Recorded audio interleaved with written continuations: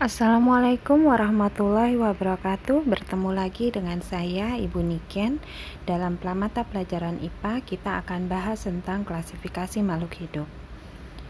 Sebelum membahas lebih lanjut, kita harus tahu dulu apa itu benda hidup dan apa itu benda tidak hidup. Di situ terlihat ada 4 buah gambar: batu, air, kucing, dan tumbuhan.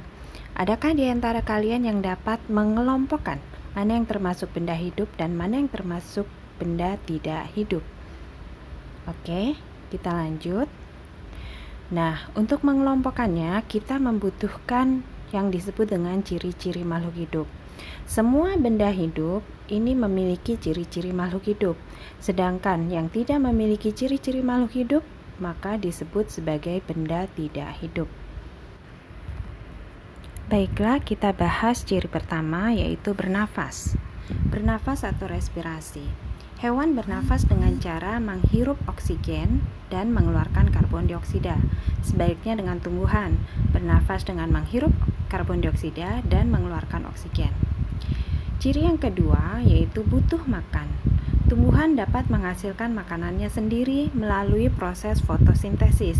Dalam proses fotosintesis dibutuhkan karbon dioksida, air, sinar atau cahaya, dan klorofil untuk menghasilkan makanan berupa glukosa dan oksigen, yang kemudian oksigen ini akan dikeluarkan, sedangkan glukosa akan ditumpuk baik berupa di daun, di batang ataupun di akar.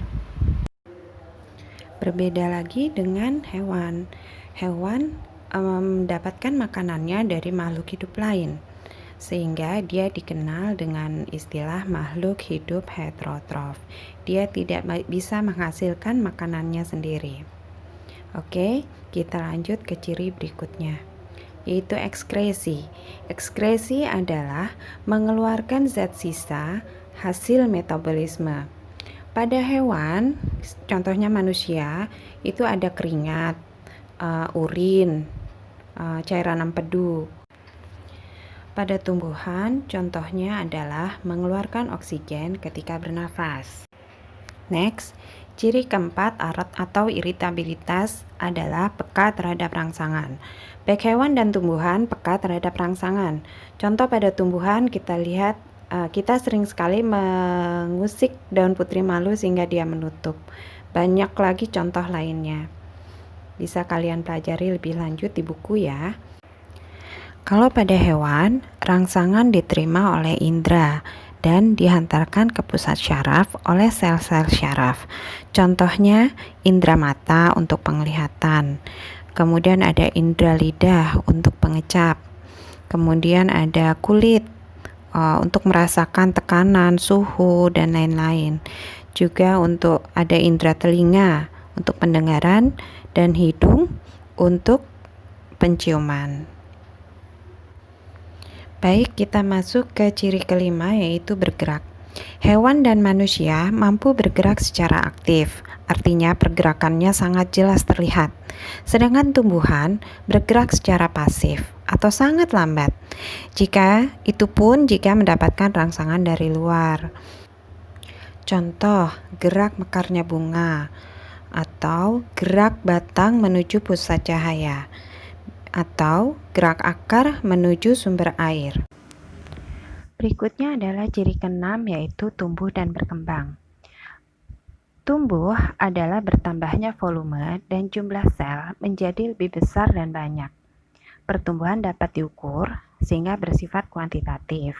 Contohnya, tinggi dan besar kalian ketika berusia 5 tahun tentu tidak sama dengan kondisi sekarang. Begitu juga pada tumbuhan. Diameter batang makin besar, batang makin bertambah tinggi, akar juga makin tambah panjang. Sedangkan berkembang adalah proses menuju dewasa. Contohnya, tumbuhnya bunga dan buah pada tumbuhan. Kalau pada manusia, contohnya ketika masa remaja, tubuh kalian sudah mampu untuk menghasilkan sel-sel gamet atau sel-sel reproduksi. Ini ditandai dengan menstruasi pada remaja putri dan mimpi basah pada remaja putra. Ada beberapa hewan yang mengalami perubahan bentuk selama proses tumbuh dan berkembangnya. Ini dikenal dengan istilah metamorfosis. Baik, ciri berikutnya adalah kemampuan untuk berkembang biak atau reproduksi. Pada makhluk hidup, reproduksi dikenal ada dua cara, yaitu secara generatif atau seksual, di mana di sini terjadi fertilisasi atau peleburan antara sel gamet jantan dan betina. Kedua adalah cara vegetatif atau aseksual. Kebalikannya, di sini tidak terjadi fertilisasi. Pada tumbuhan, cara generatif ditandai dengan dihasilkannya bunga dan buah. Sedangkan pada hewan, tentu kalian mengenal istilah ovipar, vivipar, ovovivipar, ya, bertelur, melahirkan, atau bahkan ada juga yang bertelur dan melahirkan. Contoh vegetatif adalah dihasilkannya tunas, spora, merunduk, cangkok, ini pada tumbuhan ya. Sedangkan pada hewan, ada juga yang menghasilkan tunas loh, yaitu hewan hidra. Dan ada juga yang menggunakan cara fragmentasi, seperti contohnya pada cacing pipih dan bintang laut. Nah, kita sampai di ciri terakhir dari ciri-ciri makhluk hidup, yaitu kemampuan untuk beradaptasi. Beradaptasi terhadap apa? Beradaptasi dengan berbagai kondisi di lingkungan sekitar. Tujuannya adalah untuk bertahan hidup. Adaptasi dikenal ada 3, yaitu adaptasi morfologis, fisiologis, dan adaptasi tingkah laku. Di sini, Ibu akan memberikan beberapa contoh saja. Contohnya adalah batang eceng gondok yang menggelembung mengandung rongga-rongga udara sehingga dia dapat mengapung di permukaan air. Itu adalah termasuk contoh adaptasi morfologis. Bentuk paruh burung elang yang tajam misalkan untuk mengoyak daging, ini juga termasuk adaptasi morfologis.